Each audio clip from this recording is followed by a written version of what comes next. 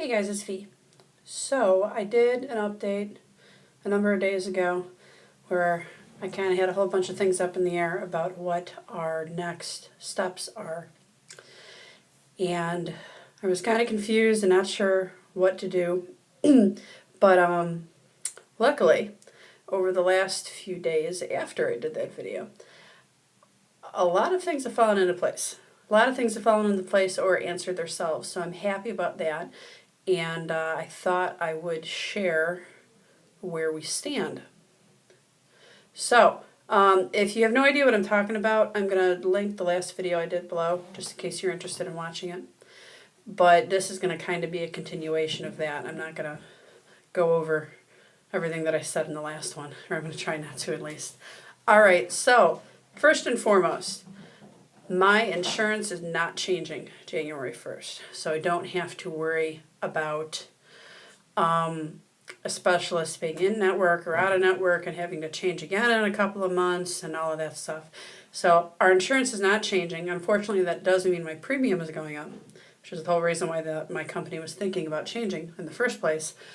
But considering the really good coverage I get, I'm not going to complain. And as long as it keeps giving me the same coverage I've got now, I will pay the upped premium, no problem. I also talked to the broker directly that our company uses to figure out our insurance, and she helped me with getting a hold of the certificates and whatnot for the different plans that are currently offered, and the same exact plans will be offered on January 1st. That is the HMO and the PPO. There's a couple other ones that they offer that I'm really not interested in. But I read the certificates for both the HMO and the PPO, and both of them have really good infertility coverage. In my state, only HMO coverage is required to have some infertility written into it. PPOs are not. So my company is just kind, I guess. Very kind, actually. Because a lot is covered. There's a couple of lifetime maximums that I hope I will never meet, but for the most part, I should not have to worry about insurance. The only question now is do I stay with the PPO, or do I stay with the HMO, because I'm on an HMO, or do I switch to the PPO on January 1st just to kind of alleviate the need of all of these referrals that drive me out of my mind? There might be a little more to that question because one policy has more of a deductible to worry about, an out-of-pocket maximum and all that stuff than you have to worry about with the HMO. But I think it's going to be a matter of, do we want to pay that for the convenience of not having to worry about a referral? We already know that the specialist we were being referred to accepts both. That was another question, whether or not the specialist really and truly took my current HMO insurance, and they do. They also take the PPO, so it's not going to matter to them which one I stay with. And they also informed me that of the insurances you can get in the States, the one I have has the best infertility coverage in general, on top of the fact that my policy covers more than the normal. So in that arena, I'm doing really well. That being said, I did get a hold of the specialist, like I just said, and that appointment is Thursday, this Thursday, 2 days from now, this Thursday afternoon. All of that is, for the most part, set up. My OB did send them a referral, but it was a wrong referral. They needed a special referral that said something like global infertility or something on it.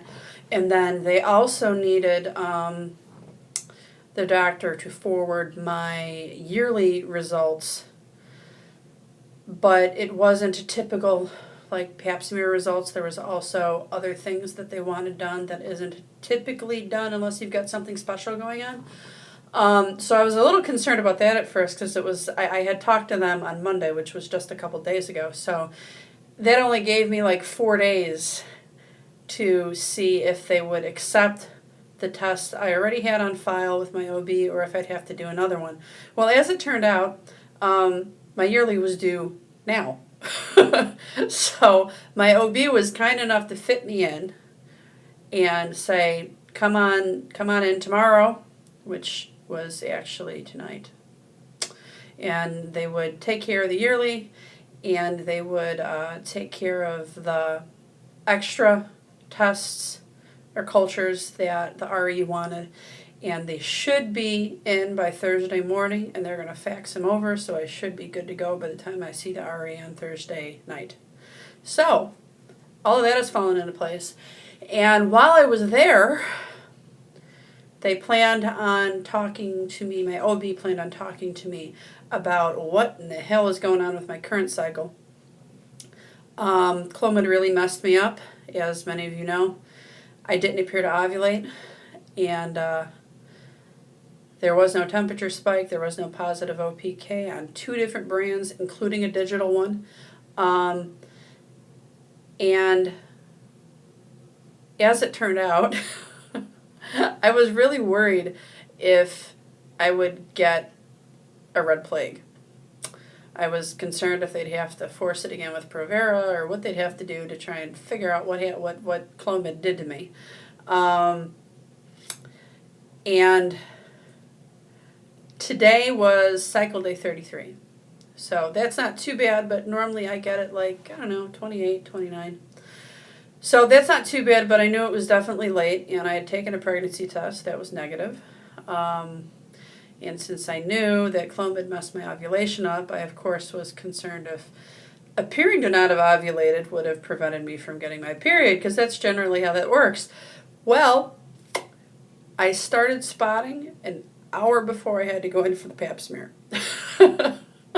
So I'm happy that cycle day 1 is here. They don't have to force it with medicine, and I am quasi back to normal. We can start over again. But it was one hell of a timing. OB didn't care. She did what she had to do. So that's that. And she also, I told her, I said, well, you kind of told me it was up to me whether or not I wanted to try another Clomid cycle or not. But now we got the specialist referral finally going, and she said, because you're going to see them on Thursday, don't do anything special right now other than just your metformin. Just stick with that and see what the specialist has to say. Because, again, wonderful timing, really wonderful timing, and I'm not being sarcastic like I normally am when I say that, but my RE appointment appears to be on cycle day 3, possibly 2, because it's only kind of quasi started right now. I expect the red plague to be in full force tomorrow morning.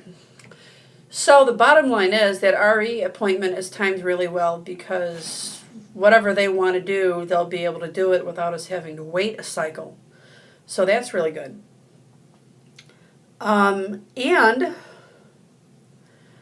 I was also concerned about the RE in general, because it was the only one in my HMO group that would accept my insurance. So of course I was concerned if it was, a good clinic or just, a quasi-good clinic that'll accept whatever they can get. I was paranoid, all right, and I was given a bunch of information from Lena Fishbowl about where to look for percentages and if they're board certified as an RE, and all of that turned out good. And then I had some more information on Facebook from Julie C. TTC, and she contacted me out of the kindness of her heart saying, hey, this is everything I went through, and I'm in your area, and when I did this with an HMO, I tried to work backwards. I tried to figure out what specialist I wanted, and then I went to figure out what doctor would refer me to that specialist, and I worked that way. And when my OB did give me the name of who they thought they were going to refer me to, without me even saying it, Julie was like, hey, is it this place? And I was like, wow, you're good. It is that place. And she informed me that they were one of a couple of places that she was looking into going because they are supposed to be really good. So that really eased my mind to know that somebody had heard of this place and that they were good, other than just, numbers. And that somebody in our community actually wanted to go to the same clinic. I believe she ended up going to a different one just because of where her doctor ended up referring her to. But needless to say, this was one of the places she was looking at. So that eased my mind. So that's that. All of that happened in like the last, 3 or 4 days. It all just started falling into place. And I was really happy about that. So we now have a solid step forward. My brain isn't all over the place with what I should do next or what I shouldn't do next. I am probably still going to call my acupuncturist and start that up very soon, since I'm now at the beginning of a cycle. And that's it. That's all I got. So I may add something onto this Thursday night and delay the upload. Or maybe I'll just upload it now and then bombard you with another video on Thursday. I don't know. I'll decide in a few minutes here. So either I'm going to tack something on to the end of this, or I'm going to be saying bye for now. Thanks for listening. Thanks for hearing me ramble. And before I go, I just want to say, all you girls out there that are in the middle of or about to have your IVF egg retrievals, I know there's a few of you that seem to all be having this happen all at once. You are in my thoughts and prayers. I hope all goes well. I am sending positive thoughts your way and bushels of baby dust.